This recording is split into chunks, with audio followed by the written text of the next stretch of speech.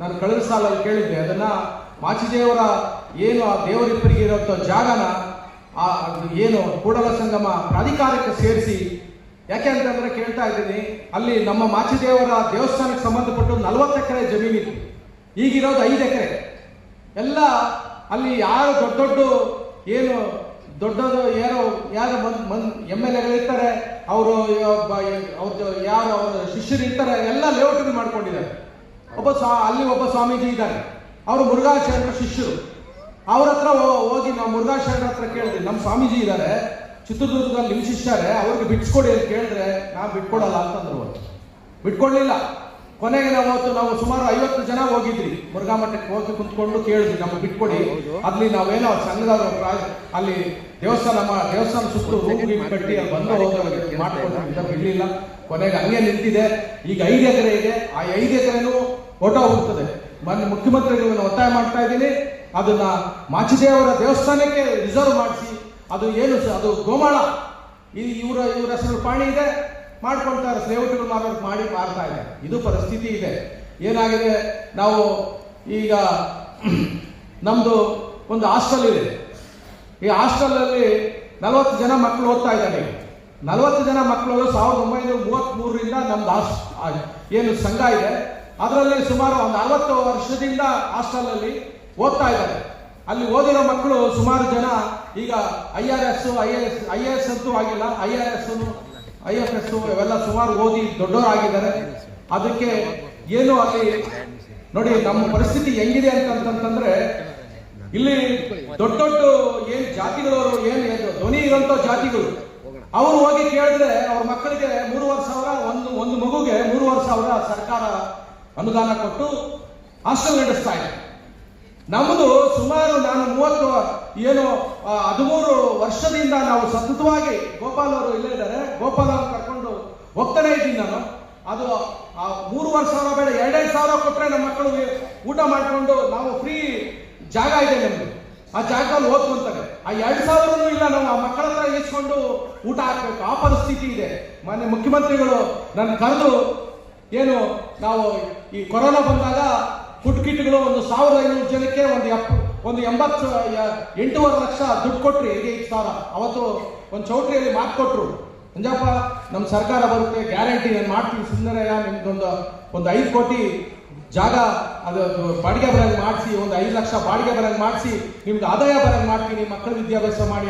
ಸುಮಾರು ಅರ್ಧ ಗಂಟೆ ನನ್ನ ಜೊತೆ ಕುತ್ಕೊಂಡು ಕೇಳಿದ್ರು, ನಿಮ್ಗೆ ಏನಿದೆ ಸೋರ್ಸು, ಎಲ್ಲಿ ಬರುತ್ತೆ ಈ ಫಂಕ್ಷನ್ ಮಾಡ್ತಿರೋದು, ಎಲ್ಲಿ ಬರುತ್ತೆ? ಎಲ್ಲ ನಾವು ದಾನಿಗಳ ಹತ್ರ 50,000 5,000 10,000 ವಸೂಲಿ ಮಾಡಿ ನಾವು ಸಂಘ ಅರ್ಧ ಹಾಕೊಂಡು ಮಾಡ್ತಾ ಇದ್ವಿ. ಅವತ್ತು ಮಾತು ಕೊಟ್ರು. ಹಂಗಾಗಿ ನಾವು ಸರ್ಕಾರ ಬಂದ ಮೇಲೆ ಮತ್ತೆ ಹೋದಾಗ ಡಾಕ್ಟರ್ ಇದ್ಕೊಂಡು ಇದನ್ನ ಏನು ಇವಾಗ ಇದು ಬಿದ್ದೋಗಿ, ಇದು ಗುರುಪೀಠದಲ್ಲಿ ಸಮುದಾಯವಾದ ನಿಂತೋಗಿದೆ, ಅದಕ್ಕೆ ಫಸ್ಟ್ ಹಾಕ್ಸೋಣ, ಆಮೇಲೆ ಮುಖ್ಯಮಂತ್ರಿಗಳು ಹೇಳಿದ್ರು ಮುಂದಿನ ಸಾಲ ನಾವು ಕೊಡ್ತೀವಿ ಅಂತ ಹೇಳಿದ್ದಾರೆ. ಆ ಮುಖ್ಯಮಂತ್ರಿಗಳು ಯಾಕೆಂತಂದ್ರೆ ಸರಿ ಲಾಸ್ಟ್ ಸರಿ ಇದ್ದಂತ ಮುಖ್ಯಮಂತ್ರಿಗಳು ಇವಾಗ ನಮಗೆ ಕಾಣಿಸ್ತಾ ಇಲ್ಲ. ಯಾಕೆ ಅಂತಂದ್ರೆ ಇವಾಗ 136 ಜನ ಇದ್ರು ಈಗ ಯಾಕೋ ನಮ್ಮ ಮುಖ್ಯಮಂತ್ರಿಗಳಿಗೆ ನೀವು ನಂಬ್ತೀರಾ ಬಿಡ್ತೀರಾ, ನಾವು ಹೋದಾಗ 5 ಜನ ಏನ್ ಬೋರ್ಡ್ ಚೇರ್ಮನ್ ಆಗೋದು ಸರಿ. ಈ ಸರಿ ನಮ್ಮ ಬೋರ್ಡ್ಗೆ ಚೇರ್ಮನ್ ಇಲ್ಲ, ಅದು ಬಿಡಿ. ಯಾವಾಗ ನಾನು ಒಂದ್ಸರಿ ನಮ್ಮ board chairman, last board chairman ಇವ್ರು ರುದ್ರಪ್ಪನವ್ರು ಆದ್ರು. ಅವತ್ತು ಹೋದಾಗ ಅಲ್ಲಿ ಯಾರೋ ಕುರುಬುಂಡು ಜಾತಿಯವರು ಬಂದಿದ್ರು, ಏನ್ ಸರ್ 5 ಜನ ಮಡಿವಾಳ ಕೊಟ್ಟಿದ್ದೀರಿ, ನಮ್ಗೆ ಇದ್ದೇ ಇದ್ರು ಅಂತ ಕೇಳಿದ್ರು.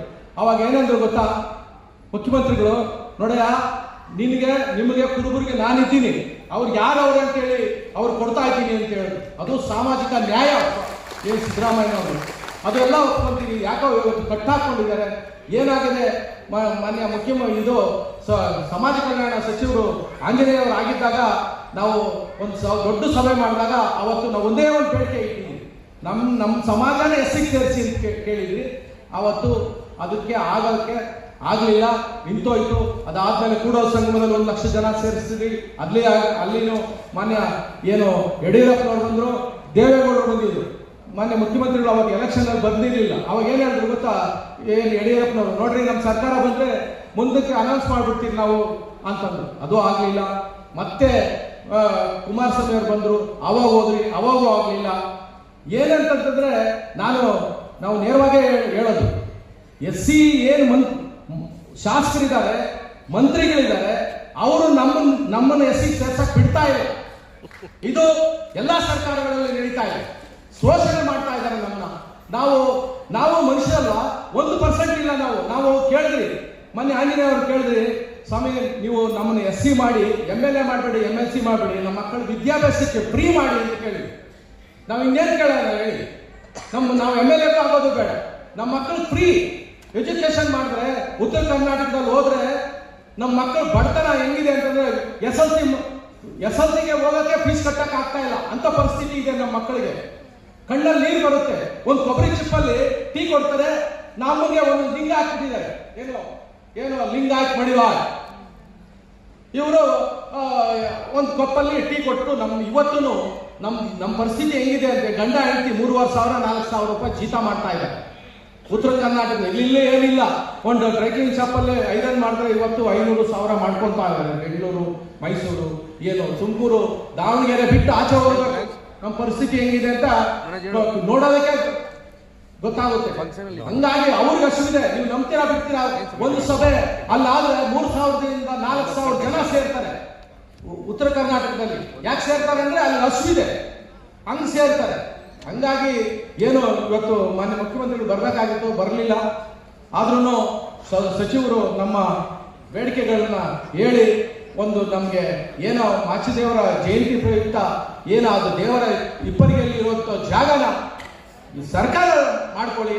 ನಾವು ಇಡೀ ಡೋಬಿ ಘಾಟ್ಗಳು, ಇಲ್ಲಿ 30 ಡೋಬಿ ಘಾಟ್ಗಳಿದ್ದಾವೆ ಬೆಂಗಳೂರಲ್ಲಿ. ಆ ಡೋಬಿ ಘಾಟ್ಗಳನ್ನ ನಮ್ಮ ಮಡಿವಾಳ ಮಾಚಿದೇವರ ಪ್ರಾಧಿಕಾರ ಒಂದು ಇದು ಸಂಸ್ಥೆ ಇದೆ, ನಮ್ದು ನಿಗಮ ಇದೆ. ಆ ನಿಗಮಕ್ಕೆ ಸೇರಿಸಿ ಸರ್ಕಾರದ ಒಂದು ಲಿಮಿಟ್ ಇರ್ತದೆ. ಏನಾಗುತ್ತೆ ನೋಡಿ, ಅಲ್ಲಿ ಇಸ್ಕಾನ್ ಡೋಬಿ ಘಾಟ್ ಅಂತಿದೆ, ಅಲ್ಲಿ ಡೋಬಿ ಘಾಟ್ ಪಕ್ಕದಲ್ಲಿ ನಾರಾಯಣ ನೇತ್ರಾಲಯ. ಅಲ್ಲೇನ್ ಮಾಡಿದ್ರು, ರಾಮಕೃಷ್ಣ ಅಡ್ಡವ್ರ ಕಾಲದಲ್ಲಿ ಬಿಡ್ರಪ್ಪ ಒಂದು ಅಷ್ಟು ಅಲ್ಲಿ ಬಿಟ್ರು, ಇನ್ ಸ್ವಲ್ಪ ಹಿಂಗೆ ಹಾಕೊಂಡು ನಮ್ಮವೆಲ್ಲ ಒತ್ತುವರಿನ ಹಿಂಗೆ ಆಗ್ತಾ ಇದೆ. ಇದಕ್ಕೆ ಸಿದ್ದರಾಮಯ್ಯವ್ರ ಕಾಲದಲ್ಲಿ ಆದಂಗೆ ಇನ್ನು ಅವರು ಹೋದ್ಮೇಲೆ ಯಾವ ಮುಖ್ಯಮಂತ್ರಿಗಳು ಬಂದ್ರು ನಮ್ಮ ಮಡಿವಾಳರಿಗೆ ಒಂದು ಉಗುರಷ್ಟು ಸಮೇತ ಮಾಡೋಕ್ಕಾಗಲ್ಲ. ಯಾಕೆ ಅಂತಂದ್ರೆ ಕನ್ಸಲ್ಟ್ ಇರ್ಬೇಕಲ್ಲ ಅವ್ರಿಗೆ. ಈಗ ನಮ್ಮನ್ನ ಮಡಿವಾಳರು ಅಂತ ಹೋಗಿದ ತಕ್ಷಣ ಅದು ಗುರುಸಿ ಮಾತಾಡಿ ಏನಪ್ಪಾ ನಿಮ್ ಕಷ್ಟ ಅಂತ ಅದು ಕೇಳ್ತಾರೆ. ಬೇರೆ ಮಂತ್ರಿಗಳು, ಮುಖ್ಯಮಂತ್ರಿಗಳು ಎಲ್ಲ ನಾವು ನೋಡಿದ್ದೀವಿ. ನಾವು ಬಾಗಿಲುಗಳೇ ಹೋಗಂಗಿಲ್ಲ, ಆ ಪರಿಸ್ಥಿತಿ ಇದೆ. ನಮ್ಮವ್ರು ಅರ್ಥ ಮಾಡಿಕೊಂಡು ಸಿದ್ದರಾಮಯ್ಯ ಅವರ ಕಾಲದಲ್ಲೇ ಅವ್ರ ಮುಖ್ಯಮಂತ್ರಿಗಳು ಇದ್ದಾಗೆ ನಾವು ಕೊನೆಯವಾಗಿ ನಾವು ಪ್ರಯತ್ನ ಮಾಡೋಣ. ನಮ್ಮ ಮಕ್ಕಳಿಗೆ ಅಟ್ಲೀಸ್ಟ್ SC ಮಾಡದೆ ಹೋದ್ರೂ ಮಕ್ಕಳಿಗೆ ಫ್ರೀ ಎಜುಕೇಶನ್ ಮಾಡೋದಕ್ಕಾದ್ರೂ ಸಹಾಯ ಮಾಡಿ ನಮ್ಮ ಜನಾಂಗಕ್ಕೆ ಅನುಕೂಲ ಮಾಡಿಕೊಡ್ಬೇಕು. ಮಾನ್ಯ ಸಚಿವರು ಮುಖ್ಯಮಂತ್ರಿಗಳ ಹತ್ರ ಮಾತಾಡಿ ನಮ್ಗೆ ಸಹಾಯ ಮಾಡಬೇಕು ಅಂತ ಹೇಳಿ, ಮತ್ತೆ ನಮ್ದು SC ಸೇರಿಸೋದಕ್ಕೆ SC ST ಕಮಿಷನರು ಡೆಲ್ಲಿಯಿಂದ ಕಳಿಸಿದ್ದಾರೆ. ಆ ಲೆಟರ್ ನಮಗೂ ಬಂದಿದೆ. ನಾವು ಹೋಗಿ ಸದಾನಂದ ಗೌಡರು ರೈಲ್ವೆ ಮಿನಿಸ್ಟರ್ ಆಗಿದ್ದಾರೆ, ಅವ್ರ ಹತ್ರ ಹೋಗಿ ಇವಾಗ ರಾಜ್ಯಪಾಲರು ಇದ್ದಾರಲ್ಲ, ಅವರು ಅಲ್ಲಿ ಸಮಾಜ ಕಲ್ಯಾಣ ಸಚಿವರಾಗಿದ್ದರು. ಆವಾಗ ನಾವು ಕೊಟ್ಬಿಟ್ಟು ಬಂದಿದ್ವಿ. ರುದ್ರಪ್ಪ ಅವರು, ಗೋಪಾಲ್ ಅವರು ಎಲ್ಲ ಸುಮಾರು ಜನ ಹೋಗಿ ಕೊಟ್ಬಿಟ್ಟು ಬಂದಿದ್ವಿ. ಆವಾಗ ಅಲ್ಲಿ ಒಂದು ಲೆಟರ್ ಬಂದಿದೆ. ಈ ಫೈಲನ್ನ ತುರ್ತಾಗಿ ಮಂಡಿಸಿ ಇಲಾಖೆ ಕೇಂದ್ರ ಕಳಿಸಿ ಅಂತ. ಇಲ್ಲಿವರೆಗೂ ಅದು ಇಲಾಖೆಯಲ್ಲೇ ಇದೆ. ನಾವು ಆ ಪರಿಸ್ಥಿತಿ ಹೇಳ್ಬಾರ್ದು. ಆ ಫೈಲ್ ಎಲ್ಲಿದೆ ಅಂತಂದ್ರೆ ಲಾಸ್ಟ್ ಮೀಟಿಂಗು ಕ್ಯಾಬಿನೆಟ್ ಅಲ್ಲಿ ತಗೊಂಡ್ಬರ್ಬೇಕು ಅಂತಂದ್ರೆ ಆ ಫೈಲು ಇಲ್ಲಿ ವಿಧಾನಸೌಧದಲ್ಲೇ ಸಿಗ್ಲಿಲ್ಲ. ಕೊನೆಗೆ ಪುನರ್ವಸತಿ ಕೇಂದ್ರ ಇದೆ ಅಲ್ಲಿ ಕಾಮಾಕ್ಷಿಪಾಳ್ಯದ ಹತ್ರ, ಅಲ್ಲಿತ್ತು. ಅಲ್ಲಿ ಹೋಗಿ ಫೈಲ್ ತಗೊಂಡ್ಬಂದು ಪುಟಪ್ ಮಾಡಿಸಿದ್ರಿ. 162ನೇ ಸಬ್ಜೆಕ್ಟ್ ಇತ್ತು. ಲಾಸ್ಟ್ಗೆ ಹೋದ್ರೆ 162ನೇ ಸಬ್ಜೆಕ್ಟ್ ಇರಲೇ ಇಲ್ಲ, ಅದು ಬರಲೇ ಇಲ್ಲ ಕ್ಯಾಬಿನೆಟ್ಗೆ.